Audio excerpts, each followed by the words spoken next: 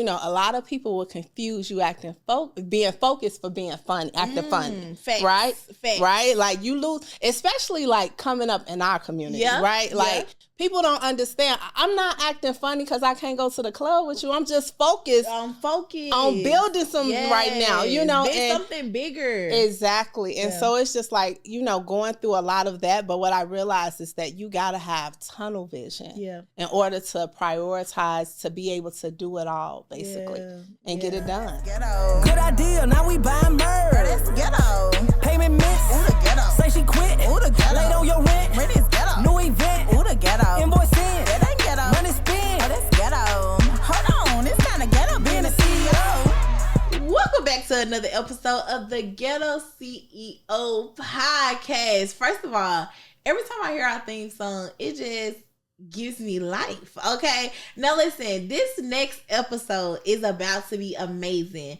This young lady literally is a boss in these trademark streets. But today, we're going to talk to her about the girl behind the trademarks, how you built this 7-figure brand, but also what are the struggles that actually come with building a company like this, right? And so I want you guys to make sure that you like, comment, and subscribe.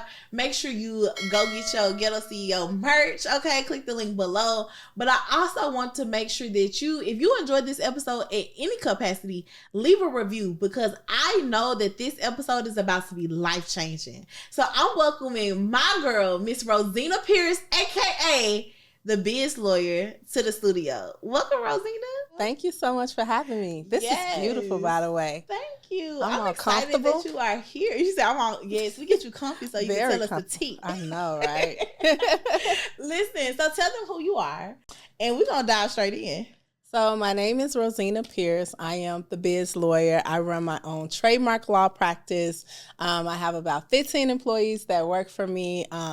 We were just ranked number 37 out of over 28,000 trademark law firms in the country. I was just ranked number 15 out of over 33,000 trademark attorneys in this country. And I'm so proud of that. But one of my proudest accomplishments is that I'm a mom of 3. My son is 21, and nobody ever believes me when I say it. So it's fun. It's fun to just play with that a little bit. And my daughter's 17. She's about to graduate high school next week. And I have a 10-year-old baby girl. So yes. Listen, first of all, how do you even balance all of this? Like a mom of 3 kids, you know what I mean? And you are running this amazing business.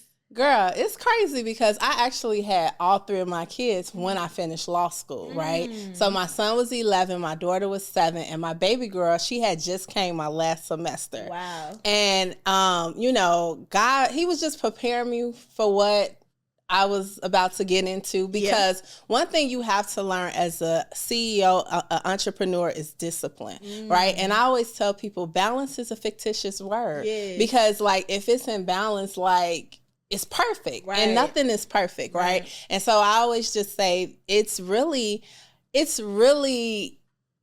prioritizing. That's what's important, prioritizing.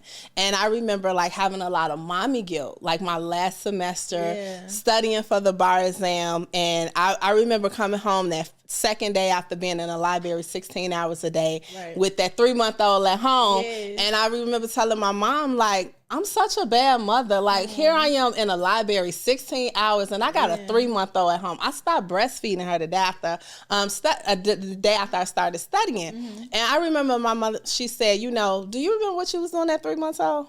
I said, no. She said, how about 5 months? I said, no. She said, how about a year?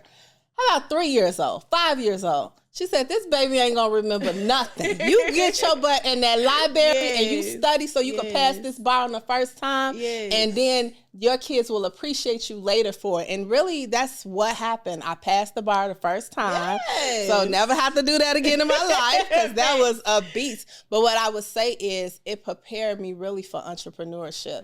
Because sometimes, a lot of people will confuse you being focused for being fun, acting funny. Facts. Right? Facts. Right? Like you lose, especially like coming up in our community, right? Like people don't understand. I'm not acting funny because I can't go to the club with you. I'm just focused. I'm focused on building something right now, and something bigger. Exactly. And so it's just like, going through a lot of that. But what I realized is that you got to have tunnel vision in order to prioritize, to be able to do it all, basically, and get it done. And I think that that's so great because I think a lot of people forget that skill, right? Because I talk to people all the time. They're like, okay, how did you do this, like coming out of college or whatever? I just was focused. Like there was nothing. I'm talking about nothing. Me and my boyfriend talk about it today. He was like, man, you was a bad girlfriend. I said I was. And I told you, like, I'm going to focus on this business for 2 years, but give me these 2 years and I promise you I got you. Whatever you need, emotionally available, I got you, right? And I think a lot of times people forget that anything worth having requires a sacrifice. Exactly. It requires a sacrifice.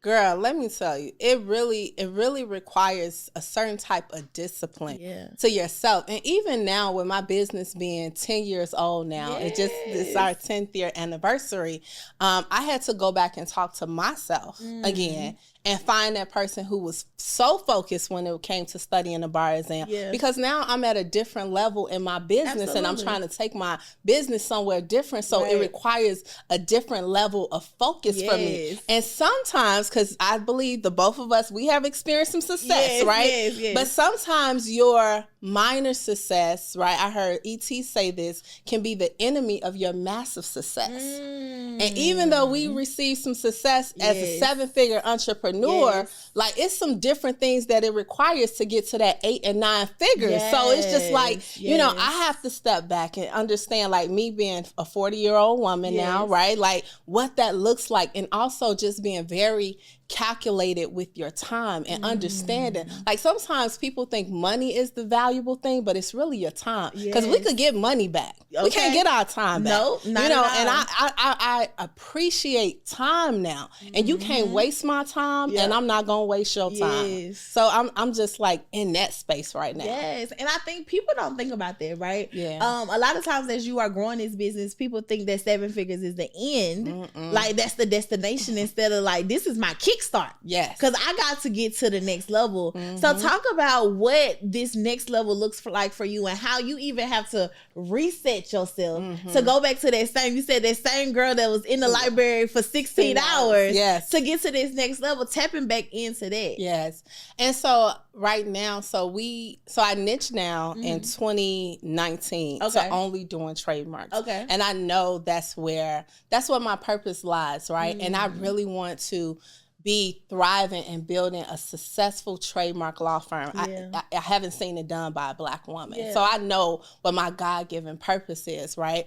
But also, too, they talked about how a lot of Black females started businesses, right, during the pandemic. But what we fail at is how sustainable that business is going to be, right?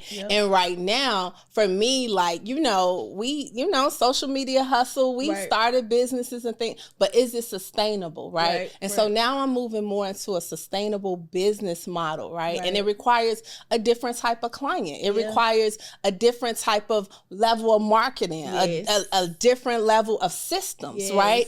And so it's just now for me, it's like really like leveling, going to a space I've never been before, right? It's going to be challenging, but I'm preparing myself right now so that, because I pray for this, right? But God, like, how could I bless you with it if you ain't prepared for it? So I'm like, now I'm in a space where I'm like preparing myself to get there and just doing things in a business different, setting a business up. One thing, like, I'm gonna be honest, certification, right? Minority and woman-owned certification. And I'm like, why I gotta get certified? My law degree should law license should certify me, right? But in order to like play in that space that I'm trying to go in, that's what they want, and I gotta play to that game, right? So sitting down, getting that done, and just ordering some things so that like we can be prepared for, we can set up a business model that is sustainable. And I love that. And I think like even going back to that, because sometimes you get to a certain level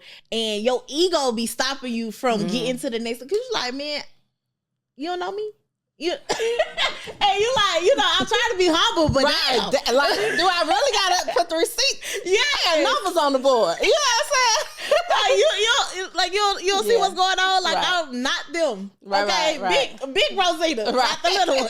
Right, but at the end of the day, when you start to go into different arenas, you got to start to transform the way that you look at things, right? Yes. And if we were to go into a corporate space, they don't care nothing about this social media, these articles, these podcasts. They don't care about that. They care about certifications, your degrees, like all of that. And sometimes you have to play in they game. Exactly. You know what I'm saying? And I love that you said that, because I know somebody's out there and they're coming to this space, right? They were that girl in corporate. Yes. They got the VP titles. They had the corner office, and they come into entrepreneurship, and they was like, ain't nobody buying this. Exactly. You don't know me? Right. and that's so key and so important, because even at our highest levels, we have to humble ourselves. Because truth be told, don't nobody know you. Yeah. Yes, like everybody don't know you. I know people with millions of followers, right? In the Atlanta market, everybody know them. Yeah. But if I go home to Chicago, I'd be like, such and such. They be like, I don't know him. And it's their pure demographic of who they're marketing to, and they don't know them. Yes. So what we have to do as entrepreneurs and CEOs is humble ourselves to know, like, look, if you ain't dropping hits like Beyonce and it's sold out on the day of, right? Like, you got people waiting up to 2 a.m. Right. Or you ain't got the Oprah effect, Tyler Perry effect. Don't nobody know you yet, sis. You know what I'm saying? So it's just like, I had to humble myself and be like, okay, this is what I gotta do. You know what I'm saying? In order to play in that. And like you said, like, I have to let myself, I'm celebrated and loved in certain spaces, but in other spaces, people are like, who are you? Right. And you gotta build it up. Exactly. I love it. So now let's get to this business side. Cause me and Rosezena, we done been out, we done had drinks, all the things. And we've talked about this ghetto CEO life. It's real ghetto. It's ghetto. It is very ghetto, okay? But when you think about being a CEO is ghetto, and this business is just ghetto, what is the first thing that you think about? So, okay, two things. Okay. She's like, I got one, from my business perspective, what I see a lot is people building businesses and they don't own them, right? As a trademark lawyer, that's like a big no-no. I always ask people, will you build a house on land you don't own? Right. And people always say no. So I'm like, okay, we can't build these businesses and brands if we don't own them, right? And so that's from a business perspective, right? From a personal perspective, what's been like real ghetto in me and my business is the art of delegation. We don't want to let go. But here's the thing. In order to grow, we got to let go, right? It took me a long time to hire a team and build a team. And even, to be honest, Monrae, when I had the team, I still wasn't giving them the work, because I'm like, oh, I got to do this. I got to do this, right? And it's like, truly, like, in order to grow your business and scale your business, you can't work in the business. You got to work on the business. And sometimes we just don't want to let go. I remember one of my business coaches, and she had been coaching me for about a year. And, and you've been through the trademark process with us, and you see how we give you one call at the beginning, and then you have your letter, and then you have your one-on-one consult, then we file an application, right? And then we're docketing, make sure everything's going through, right? And so I did all of that, right? And then my coach was like, okay, you got to let this go, Rosezena. And she was a lawyer, so, but I'm like, she ain't getting what I'm, and she's like, no, in order for your business to grow, like, how you gonna serve 1,000 clients and be on the phone with 1,000 clients in 1 year? Like, how is that even possible? And I was like, but I gotta do those one-on-one calls. I got, like, my clients ain't gonna talk to nobody but me. She said, now you sound crazy. And it took me a minute to receive it, but the moment I began to let it go, now I have 3 attorneys that work for me. I don't do any of that process now. I'm working on the business, not in the business. And so it gets real ghetto when you thinking you finna do all this work by yourself, right? And then sometimes we just have to take a price valuation of how much we're worth, right? As the CEO, how much is my time really worth? If I'm worth about $1,000 an hour, do it really make good sense that I'm spending an hour doing a $10 task that I could pay somebody $10-12 an hour to do? That's when it get real ghetto. Because it's like, we doing the ghetto mess ourselves. Right. We the ones that's ghetto. Right. No, and it makes so much sense, because, going through business, people tell you, like, hire a team, entire team. Yeah, and then yeah. it's like, okay, they here now. What they supposed to do? Right. Right. But you don't And let then go. you don't want to let go. Mhm. And then you let some go and they mess up. And you like, see, this why I didn't let go. But Yeah. you got to let people make mistakes so that they can be able to learn. You got to have the processes in place so that they can help you run this business. And I'm gonna go a little deeper than that, right? Like you're from Memphis, I'm from Chicago, the Yes. West Side. You from? Would you say you from the hood? Yes. Okay, so I'm from the hood too, right? So we from the ghetto, right? And so like where we're from, they teach us like don't trust nobody. My brother tell me all the time. He tell me to this day, trust none, suspect all. You know what I'm saying? So like we're instilled those principles, like don't backstabbers and all that. So it's rooted in us not to trust people. Yes. But those emotional inflictions that we had growing up can hurt our bottom line as business owners. Talk about it, girl. So we got to separate the emotional side, that childhood trauma, right, and drama, right, and let that stuff go so that we can grow and scale our businesses like true CEOs. Absolutely. And I talk about all the time, like whatever trauma that you have as a person, it always shows back up in your business. If you don't heal, then you can't grow. You can't go to the next level. So you gotta, tap into your higher self. You gotta, whatever that look like, you gotta go to therapy, you gotta pray, you gotta go, whatever you need to do.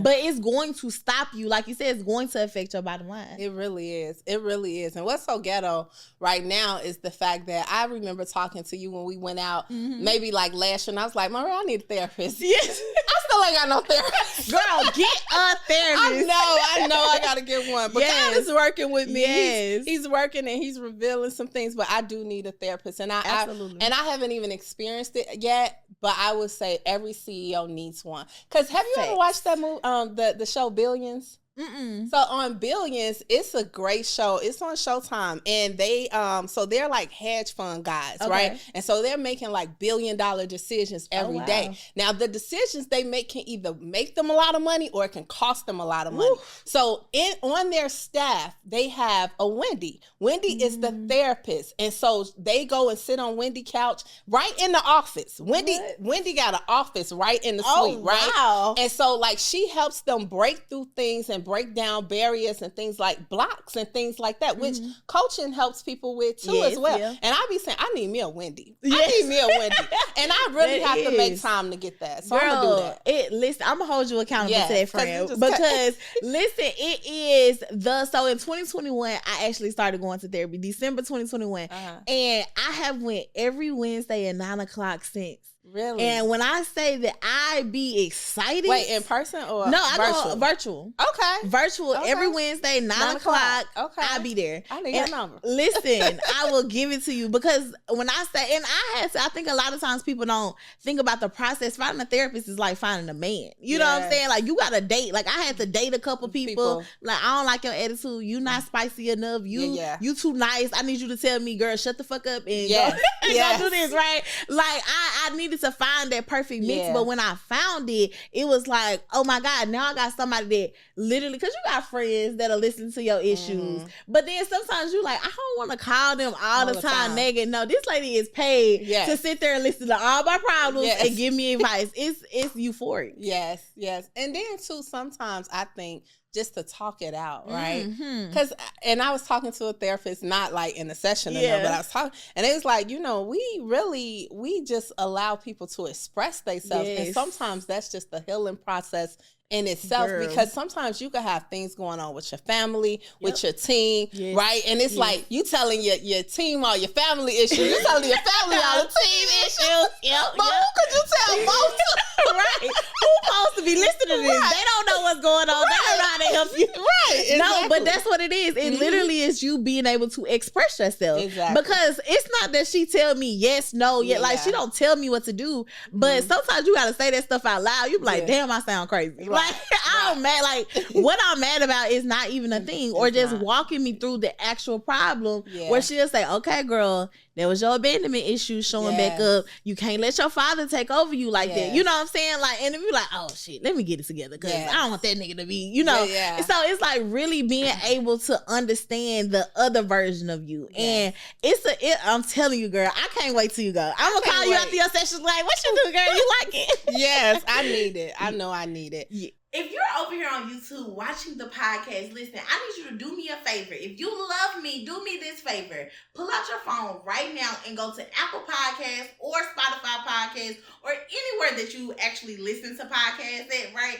I need you to subscribe and leave a review. Listen, the way podcasts work is the streets don't know we doing good if it's not on the audio version. The YouTube version don't really count, okay? So go over there, leave us a review, and let us know how much you love the podcast. Now back to the episode. Just, being 40, I'm single now. Yes, I'm divorced. outside. And people like, we outside. I'm like, I'm still in the house. I'm still processing. Well, I'm good on that part. Okay. You know what I'm saying? Like, I'm good on that. It's just like, I'm a homebody. Yeah. Yesterday was Mother's Day. Yes. My kids was like, Mama, what you want to do? I was like, I want to lay in this bed. I want to catch up on some power. Yes. And I don't want y'all to do nothing but bring me some food when I'm hungry. Yes. That's it. That's all I want to do. It. And they was like, really? I was like, let me tell you, I've been traveling. I have not laid in my bed all day like yesterday. Mm-hmm. I haven't even watched TV all of 2023. Wow. Like everybody talk about power, everything. I have not watched a single thing of TV. Yeah. That was just the most refreshing, relaxing. I was like, my son was like, you want to go get that computer I said I was going to buy? I was like, you could go do it yourself. Just bring it back. Just bring it back.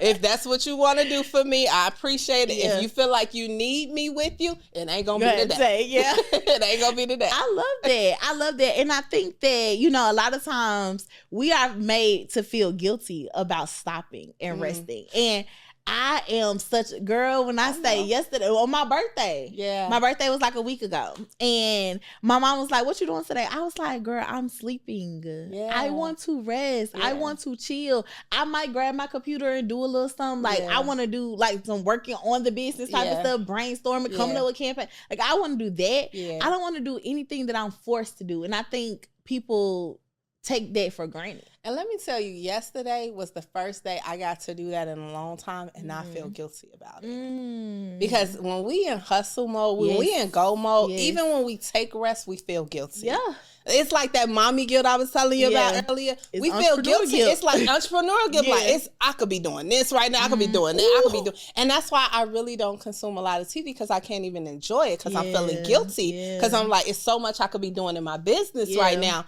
But yesterday I was like, you know what? This me time right now. I'm just finna sit here. And I didn't feel guilty. I was like, it's Mother's Day. Last year for Mother's Day, I was out. I went to like a Strength of a Woman thing with Mary J. Blige or something. This year, I was like, I don't want to put on no clothes. I don't want no makeup on my face. I just want my hair. I ain't putting on no bonnet. My hair just gonna go to where it go all over the place. And I'm just gonna enjoy. And I'm like, and I try to do that once a quarter.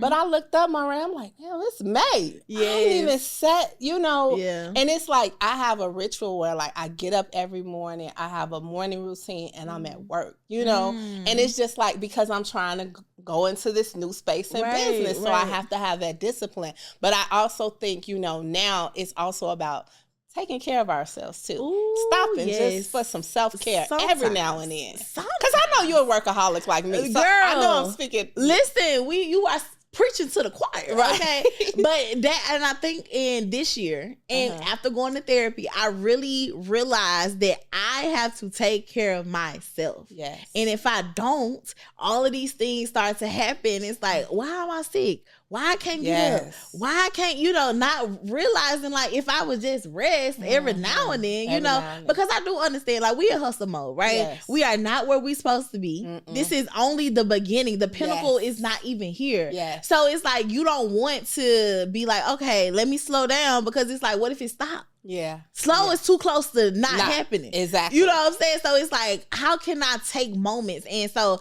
this year I intentionally like put things on the calendar. Like just like I scheduled everything else, let me schedule rest time. Let me put boundaries in place because we got to take care of ourselves. So I'm happy you had that day. Yes. And what also it just revealed to me, just going back to, where we from and things like that. we're like that because we never trying to go back to where we came from. Facts. We never want to be broke again, Listen, right? I'm not. But exactly. We claim that right now. Right. But and the whole thing is too, like, people look at, you know, us as entrepreneurs like, oh, they hit 7 figures and this. And I'm gonna tell everybody a secret. When you hit 7 figures, you're gonna realize it ain't even enough. It ain't enough. Girl, say it again. It's not enough. It's ghetto. It's ghettoer. Yes. Because it actually takes money to make money. And people do not understand that. And yes, I may have hit this because I'm willing to invest in myself. That coach I was talking about was, you know, about $30,000 for the year. You know what I'm saying? And I'm pretty sure that wasn't your only one. It was not my only one, right? And they all about 5 figures or so, right? But it's like you got to invest in the business in order for it to grow. And a lot of people, you know, they be trying to like free 99. They wait to $1 million. It's not going to happen. No. And you got to have good principles and good stewardship over your money and things like that. So when he take you into that abundance, because I do believe, you know, the God I serve, he operates in abundance, right? And it's gonna be there, right? But also too, just learning how to be disciplined and things like that, because it ain't gonna be enough. No, it's not that 7 figures. No, it's not. And I tell people it's so funny that people that's the be all and do all to get to 7 figures, to be a millionaire, right? Yeah. And I was like, when I look at my clients and I look at their situations, $100,000 really not a lot of money. By the time you get to 200, 300, it's still, you know, not a lot of money. But by the time you get to 500 to 800, that's that sweet spot. Yeah. Because you still got team like 100,000, but you got overflow because, you know, you ain't really doing that. So that 500 to 800 is the overflow. But by the time you get from that 800 to $1 million, you done scale so much. You like, I'm bringing in new team. I'm making new investments. That million feel like that 100,000. Exactly. So you really got to get to 5 million to 7 million to start feeling it. Exactly. Because also too, when we're at 6 figures, right? Because remember, we was all trying to hit 6 figures at once, right?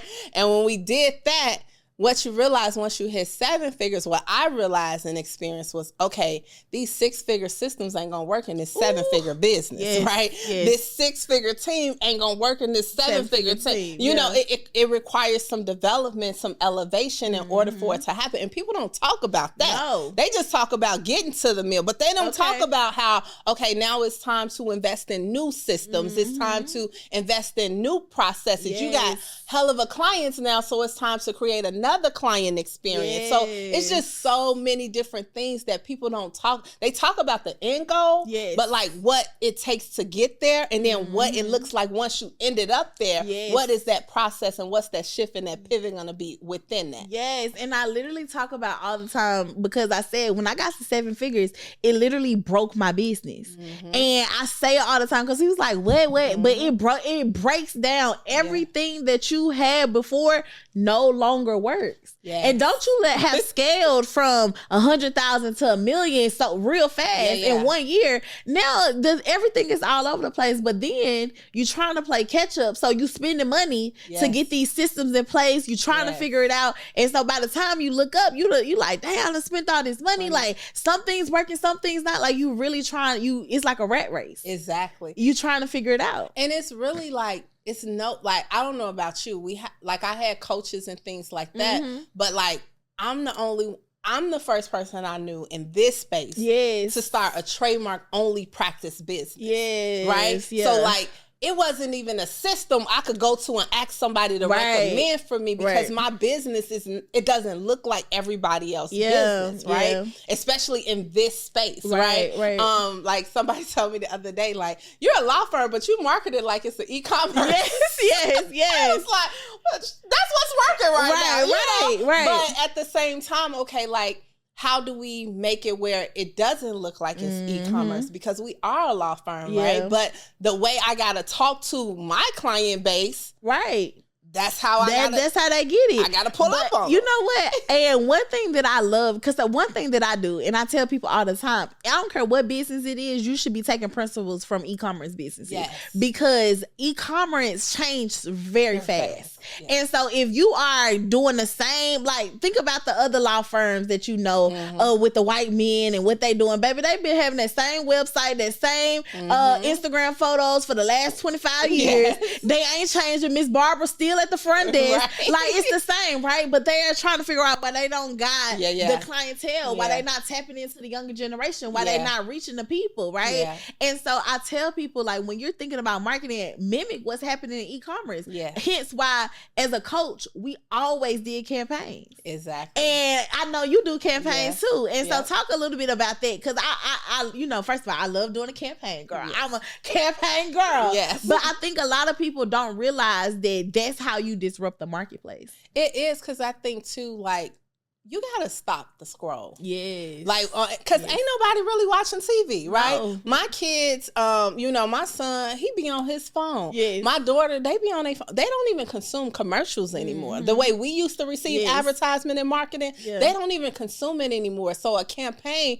you have to get people engaged and following along with it, right? And also within that campaign, hitting on them pain points, like, okay, I know I'm speaking to you because these are what you're experiencing, but make it fun, make it engaging, especially like in my business where it's law, it's, you know, intimidating for people. A lot of us in our community, truth be told, we don't seek out lawyers until it's an issue. No, facts. right? It's time to go to jail. Right. Like, let me call a lawyer now, right? And I always tell people it's two different type of lawyers. Lawyers that like to prevent fires and lawyers that like to fight fires. I like to prevent the fire, right? So the fire never even gets started. But I'm marketing to a generation or a generation of people who only call me when the fire is struck. Right? And it's blown up. It's blown up. So I need a creative concept. I need a creative campaign to get them engaged, to understand. I remember our very first campaign we shot, and it was Secure the Brand or Lose It. And we did a whole campaign, and we showed two different entrepreneurs and how one secured the brand up front and how one didn't. She had cosmetic products. She had a whole store. And then at the end of the campaign, she's crying with a cease and desist letter because now all these products that she invested in her brand with the name on it, the owner of the trademark, the true owner, is now demanded that she turn it over so that they can be destroyed, which is what can happen under the law. And so sometimes, like, it doesn't resonate with us until we actually illustrate, like, what can actually happen, what can actually be that outcome for people. I love that. And I think, like I said, doing these campaigns really allow you to disrupt the marketplace because you start to see a little, like, there's like this fine little circle of lawyers that do campaigns and stuff like that. But most people, you still, like, I know you go to these lawyer conventions and they like, Rosezena, that Beyonce concert, that this. They're like, why did you come up with this, right? But they think that you are like doing something like crazy, but you like, I'm just following the trends of what's happening on the internet. And also too, as a CEO, we have to be visionaries, right? So do you mind sharing your age? I'm 29. So you're 29, I'm 40, right? And my son is 21 and my daughter's 17 and the 10-year-old. And one day we were sitting down for dinner and I asked them, do y'all know what Blockbuster is? And they was like, no. And my son was like, is it when the movie do good at the Blockbuster, it's a Blockbuster hit? And I'm like, damn. Okay, so let me tell you what Blockbuster is. Blockbuster was a video store where we actually used to go every Friday, pick out a movie. Daddy pick out an action movie, good old action. John Van Claudel movie. You know, he was the hit actor back then, and we pick out a funny movie or whatever. And they were like, it was like a staple in our community. It was like something to look forward to and things like that. And it's like, but because the CEO and the visionaries of that business was not forward thinking, they truly just blockbuster themselves right out of business, right? And so me being a 40-year-old CEO, I have to be a visionary. So where am I taking my business to for the next 5 and 10 years from now? And even though, really, to be honest, I don't care to be in a virtual space. Because I come from an era, you know, we used to go to the park, we used to go to the playground. Boy want to talk to you, he pull up on you, you know. Now they sliding the DMs. You don't even know how tall they is or what's going on. What's out there? Anything. What's going on? That picture is deceiving. Y'all go to the mall, you know, everybody hanging out at the mall. But now it's more of a virtual environment. Everybody's like in a virtual space, in a technology space. And so it's like, even though that's not what I'm used to growing up, I would be irresponsible as a CEO not to take note to it and move along with where society is moving forward to, because my kids, they're our future. You know what I'm saying? And so, you know, and seeing them just on their phones all the time, like, okay, how can I reach the consumer in this way? Now, I still talk to, you know, a lot of our demographics. They range from 28 to 45. Okay. They're Black women and things like that. So they're consuming information that way. But, you know, I tell people, if you don't have social media for any business owner, you're doing yourself a disservice. I remember when I first started the law firm, my business was word of mouth. Right. And so like, I got to depend on what somebody else going to say about me. Right. But when social media came, my business like exploded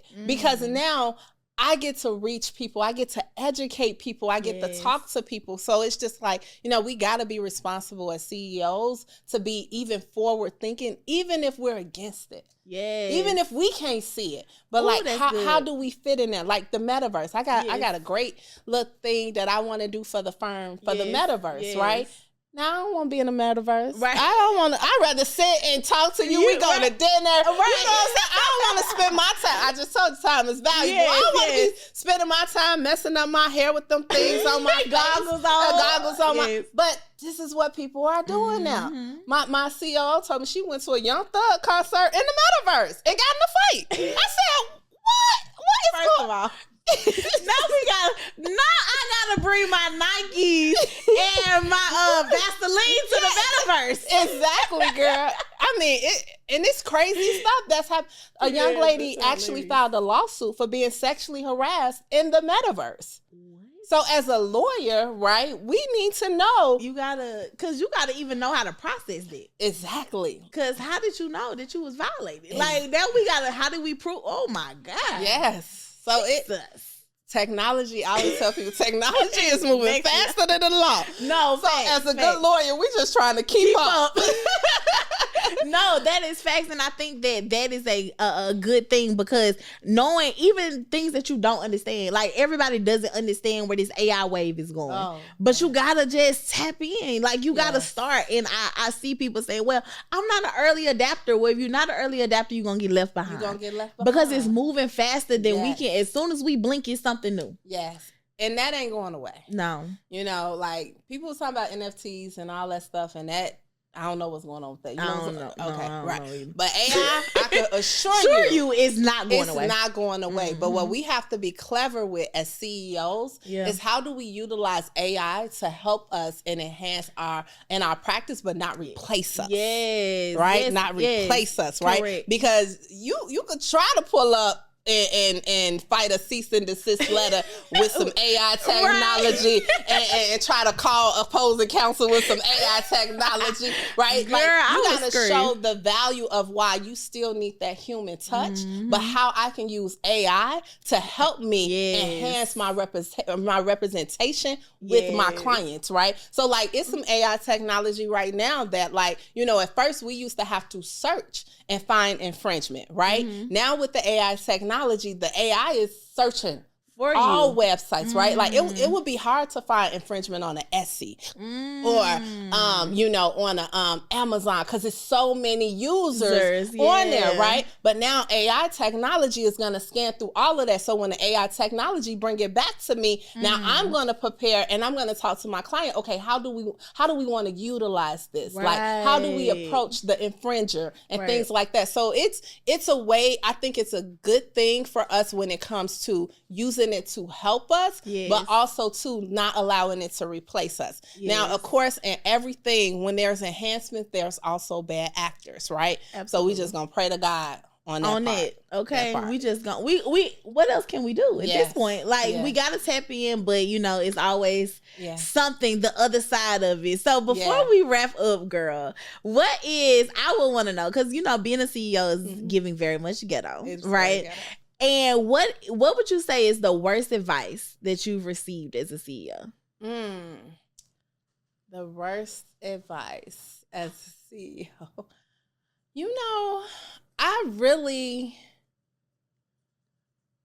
not to invest in your business. Hold your money, right? Not to invest, right? And it's so crazy because it probably came from, like, I'm not gonna say the person, but one of the people I love the most, right? And because they're from a different generation, right? Like the baby boomer generation, right? And they really couldn't see, right, where I remember one time I was out with this individual that loves me dearly, and they just don't know any better, right? Yeah. And we were selling my planners. I used to sell planners, you know, as a product-based business to try to get, you know, people to book the services. And, you know, we had a booth at an event, and then, you know, they come back and they like, Pooh, because people call me Pooh. Pooh, I got this lady card, and her daughter is a lawyer for the government. You should apply for a job there.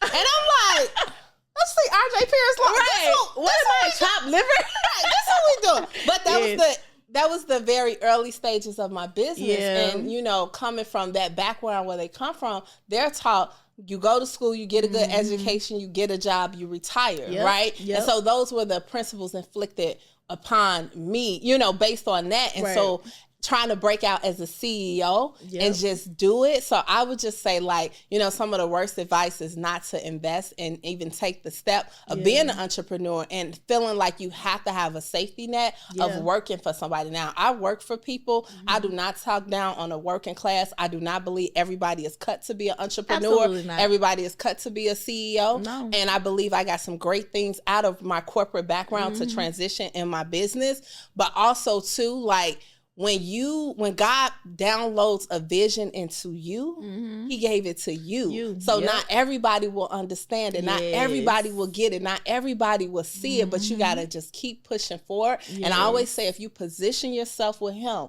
your perspective is always going to be different, and he's going to make a way as long as you continue to put in the work and do the work. Yes, listen, and that is so true, y'all. And even like you said, you just got to keep going. Like, you can't listen to the naysayers. You can't listen to them. And even you said along this conversation, I made 5-figure investments, and a lot of people, you could never tell them that you made a 5-figure. Now they would try to check you in the mental house. You did what? What?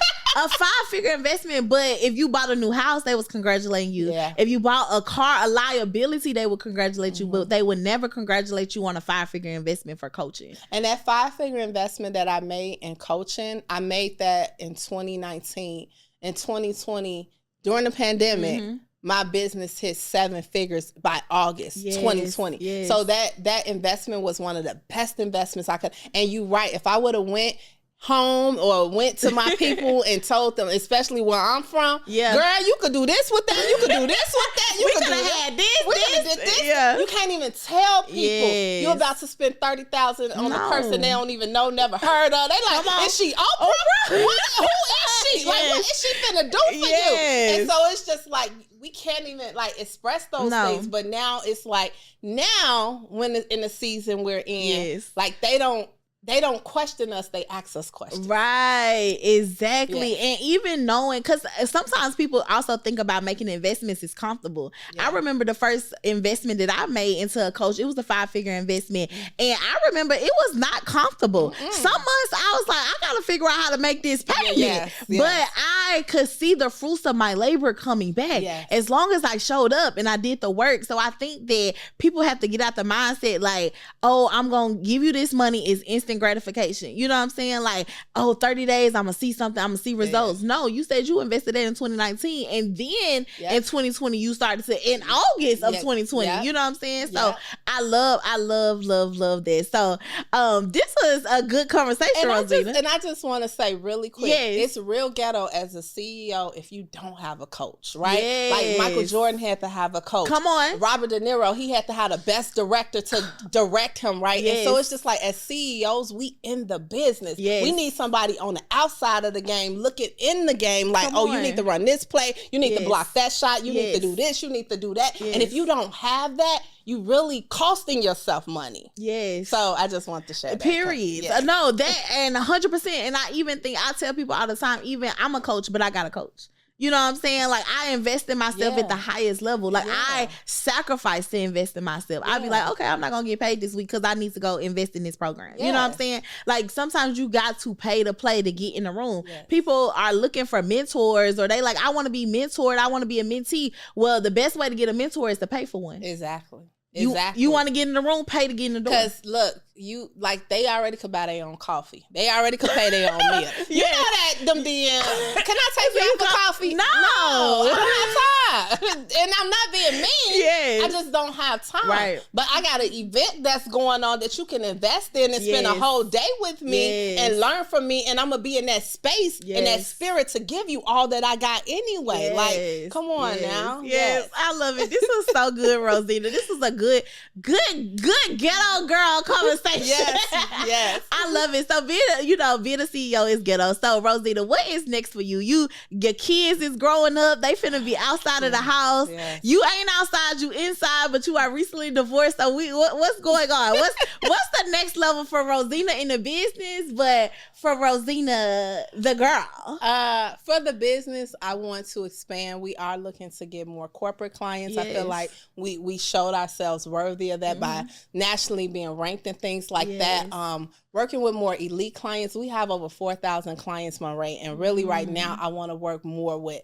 less clients with a big portfolio, and because I never want our quality to suffer, right? I'm big on quality, so I never want our quality to suffer, but we're still going to represent entrepreneurs and small business owners, hopefully in a space. In the future, I can even start a nonprofit organization for small business owners to where we can get the SBA or the government to pay for their trademarks to get done. So like all that headache is out the way. So I do want to start the nonprofit in the future as well.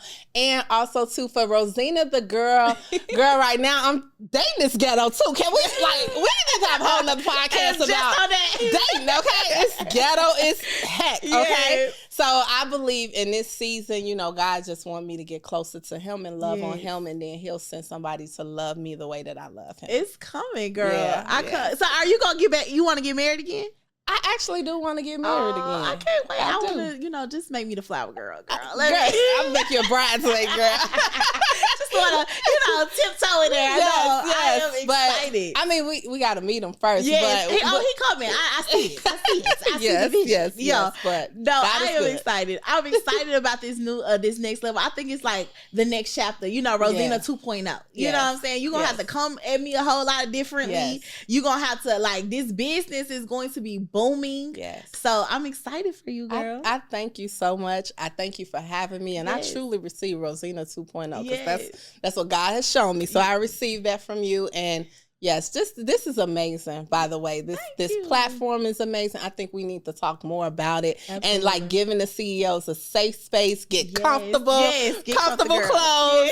So we could just be free to say the problems that we deal with that you don't see people talking about on social media. At all. And I love that people are receiving this so well. Yeah, you're genius. This a genius. This genius. I try. No, I love that people are receiving this so well, because even when I was talking to Judy on her episode, she was just like, what you think people gonna say? Do you think that they're gonna be like, y'all just complaining? But no, people are like, girl, me too. They love it because it allows us to be transparent, but it allows them to know, even though we are here and you may feel like you're in another place, that the problems don't stop.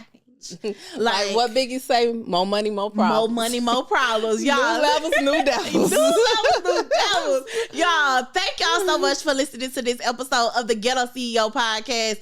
Listen, make sure you like, comment, and subscribe. And if you're watching this on YouTube, go over there to Apple Podcasts or Spotify, or wherever you receive your podcast, and leave a review. Reviews are life. And then also make sure you shop this Ghetto CEO merch. The link is below. I will see you guys on the next episode. Peace. Ghetto. Invoice in, that ain't ghetto. Money spin, oh, that's ghetto.